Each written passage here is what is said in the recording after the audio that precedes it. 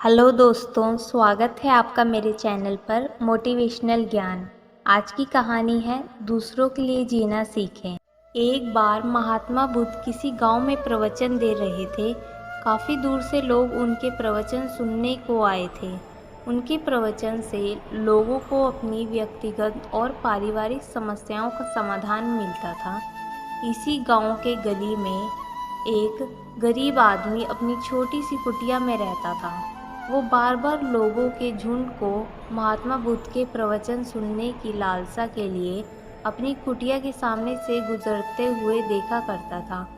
एक दिन उसके मन में एक सवाल आया कि महात्मा बुद्ध के प्रवचन में जाते समय लोग उदास और परेशान दिखाई पड़ते हैं, पर उनके प्रवचन सुनकर वापस आ रहे लोगों के चेहरे पर एक अजीब सी खुशी और आत्मविश्वास व शांति दिखाई देती है।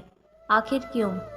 फिर वो भी लोगों के साथ प्रवचन में गया। वहाँ जाकर उसने देखा प्रवचन खत्म हो गया और लोग अपनी समस्याओं और परिस्थितियों के समाधान को लेकर बुद्ध से मिल रहे थे।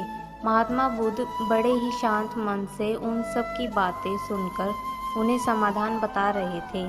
आखिर में उस आदमी का नंबर भी आ गया।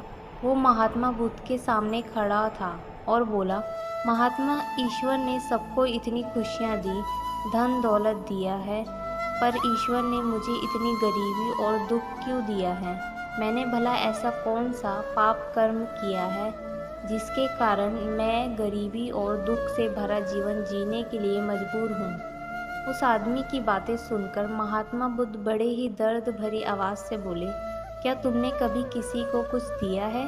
वह बोला, प्रभु, भला मैं किसी को क्या दे सकता हूँ? मेरे पास किसी को देने के लिए है ही क्या? मैं तो खुद बड़ी मुश्किल से अपना और परिवार का पालन पोषण कर पाता हूँ। कई बार तो हमारे पूरे परिवार को भूखे पेट ही सोना पड़ता है। यह सुनकर बुद्ध बोले, भगवान ने तुम्हें सुंदर चेहरा दिया है जिससे तुम लोगों को मुस्कुराहट दे सकते हो। तुम्हें सुंदर मुख दिया है जिससे तुम लोगों की प्रशंसा कर सकते हो।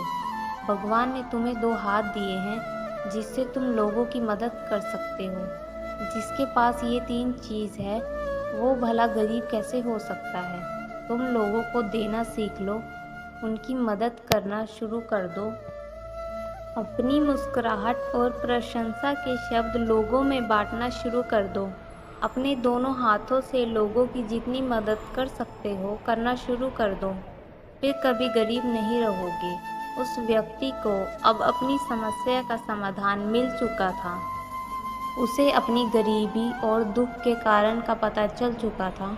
वो भी एक नए आत्मविश्वास और चेहरे पर एक मुस्कुराहट और शांति लिए वहाँ से चला गया। उस दिन से उसके जीवन की दिशा बदल गई। वो वह नहीं रहा जो महात्मा बुद्ध से मिलने के कुछ पल पहले था। उसकी जीवन दृष्टि बदल चुकी थी और जीवन की दिशा भी। अब वो लोगों की सेवा और सहायता में रहने लग गया। लोगों को खुशी देकर वो भी खुश रहने लगा और कड़ी मेहनत करके वो बाकी लोगों की तरह सुखी जीवन जीने लगा।